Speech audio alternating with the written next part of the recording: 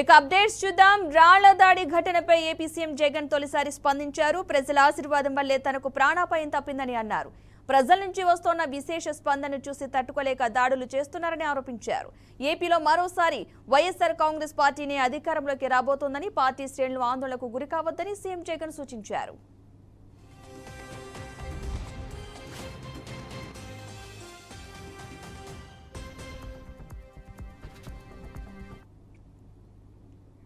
ఇక రాళ్ల దాడి ఘటనపై ఏపీ సీఎం జగన్ తొలిసారి స్పందించారు. ప్రజల ఆశీర్వాదం వల్లే తనకు ప్రాణాపాయం తప్పిందని అన్నారు. ప్రజల నుంచి వస్తున్న విశేష స్పందన చూసి తట్టుకోలేకే దాడులు చేస్తున్నారంటూ కూడా ఆరోపించారు. ఇదే అంశానికి సంబంధించిన పూర్తి సమాచారాన్ని మా ప్రతినిధి శ్రీనివాస్ అందిస్తారు. శ్రీనివాస్,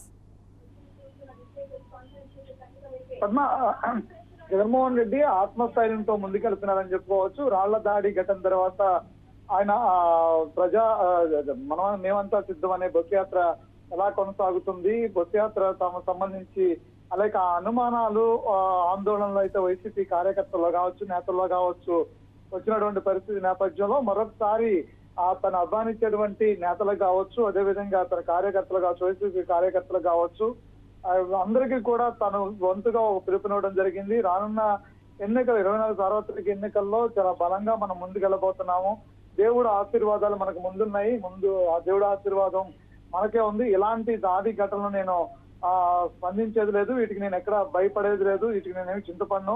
నా పని నేను చేసుకుంటూ ముందుకెళ్తూ కూడా కార్యకర్తలు ధైర్యాన్ని నింపే ప్రయత్నం అయితే చేశారు. మరొకసారి ఉదయం 9:30 గంటల నుంచి కూడా పెద్ద ఎత్తున జగన్మోహన్ రెడ్డి ఏదైతే బస్సు యాత్ర మేమంతా సిద్ధం బస్సు యాత్ర ఉందో ఆ బస్సు యాత్ర కొనసాగుతున్న పరిస్థితి ఉంది. అయితే అంటే విజయవాడకి మించి ఈ రోజు ఉదయం నుంచి కూడా అంటే కృష్ణా జిల్లాలోకి ఎంటర్ అయిన తర్వాత ఎన్టీఆర్ జిల్లా విజయవాడలో పెద్ద ఎత్తున ప్రజాదరణ దక్కింది. అదేవిధంగా దానికి మించి కూడా మరొకసారి ఈ రోజు ఉదయం కేసరపల్లి నుంచి కూడా పెద్ద ఎత్తున ప్రజాదరణ దక్కుతూ ఉంది. అంతేకాకుండా అడుగడుగున జననీ రాజనంతో పాటు ఆయన బస్సు పై నుండి మరొకసారి ప్రజలకు అభివాదం చేస్తూ కూడా వస్తూ ఉన్నారు. బహిరంగ సభ మధ్యాహ్నం 3:30 గంటలకు గుడివాడలో బహిరంగ సభ ఉన్న నేపథ్యంలో ఇప్పటి వరకు కూడా గన్నవరంలో కూడా బస్సు యాత్ర కొనసాగుతున్న పరిస్థితి ఉంది. అయితే కొద్ది గంటలు ఇంకా ఆలస్యం అయ్యేటువంటి పరిస్థితి ఉంది. గుడివాడ రావడానికి కూడా కొంచెం ఆలస్యం అయ్యే పరిస్థితి ఉంది. ఏదైనప్పుడు కూడా మనోధైర్యంతో ముందుకెళ్తూ జగన్మోహన్ రెడ్డి ప్రజల ఆత్మస్థైర్యాన్ని నింపుతున్నారు. అదేవిధంగా ఆత్మ కార్యకర్తలు కూడా మనోధైర్యంతో ముందుకెళ్లాలంటూ కూడా ఆయన పిలుపుకోవడం జరిగింది.